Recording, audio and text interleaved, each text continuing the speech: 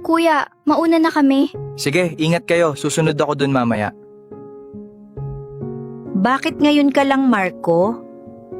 Wala ka bang pasok sa paaralan ngayon? Mayroon po, Lola.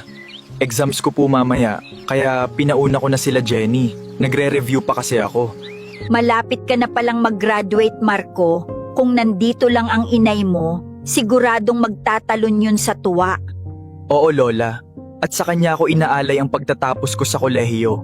Kaya ako nagpursige sa buhay at sa pag-aaral.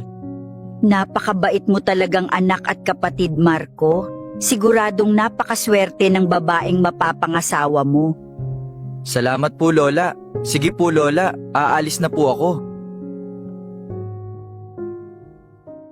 Ay, Marco, regards mo nga pala ako sa magandang babae na gumamot sa'yo. Sabihin mo gusto ko siyang makachika. Ma'am, pwede po ba mag-undertime ako ngayon hanggang 8 p.m. lang? May gagawin kasi ako sa school. Sige Marco, walang problema. Kumusta na ba exams mo? Tapos na ba? Opo, ma'am. Pero may pinapagawa pa sa amin ng isang professor namin.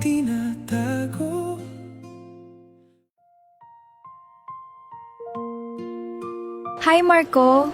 Hello, love. Ang aga mo naman ata, mamaya pa out ko. May love na pala. Best friend, huwag ka nang umasa. Ano no ba pinagsasabi mo, kulot? Anong umaasa ka dyan? Pero bakit ang bigat tuwing magkasama kayo? Pinipilit kong umiti. Sige, love, balik trabaho na ako. Kahit unti Okay, antayin kita dito. tudurog ang puso ko. Naririnig ko ang pangalan niya sa bibig mo. Kaya pala mag-undertime best dahil may napakagandang dilag na nag-aantay. Kasunod, Kayo na muna dito.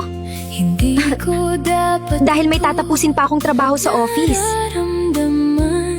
Pero ba Wala naman akong karapatan na magselos. Dahil hindi kami. hirap? Pero bakit ang sakit? Wala naman Umaasa kasi akong lugar sa puso. ako yung babae na gusto niya. Akala ko masaya na. Parang inaagawan ako. Wala akong karapatang magselos sa iyo. Kahit bawat eksena ako ay tinatamaan nito. Sa tuwing hawak Anong nangyari sa mga mata mo, best friend? Umiiyak ka? Hindi napuwing lang. Grabe naman puwing yan. Nabasa pa yung papel. Okay lang yan, best friend. Umiibig ka eh. Umaasa nga lang.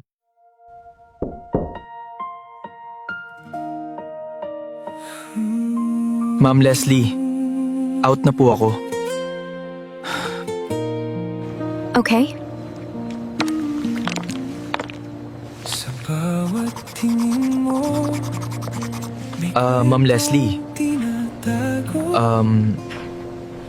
pwede ba humingi ng pabor? gustong sabihin Depende. Anong pabor yan? Pwede ba kaming mag-ensayo ng kaklase kong si Lovely doon sa bakante na parking area ng sayaw namin? may mundong kailangan. Oo, pwede naman. Pwede din kayo dyan sa harap lang para maliwanag. may mga gabing ikaw Maraming salamat po, Ma'am Leslie. pero pangarap 1 oras lang po kami mag-ensayo, tapos uwi na.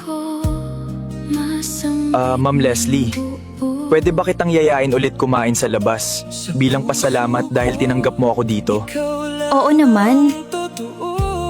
Walang problema. Kung darating ang araw na pwede na tayo, Wala nang Sige po, ma'am. Puntahan ko po muna si Lovely. babawal sa puso, hindi na lihim, hindi na patago. sasabihin ko na. Ang bilis magbago ng mood ah. Kanina paiyak-iyak pa sa selos. Ngayon parang lumulutang sa ulap sa sobrang saya. Pero tama ka sa desisyon mo, best friend. Na dito lang sila sa harap. dahil maliwanag. Dahil kung dun sila sa bakanting parking area, medyo madilim doon, baka kagatin ng magandang lamok ang Marco mo. Lumabas ka na nga dito, kulot.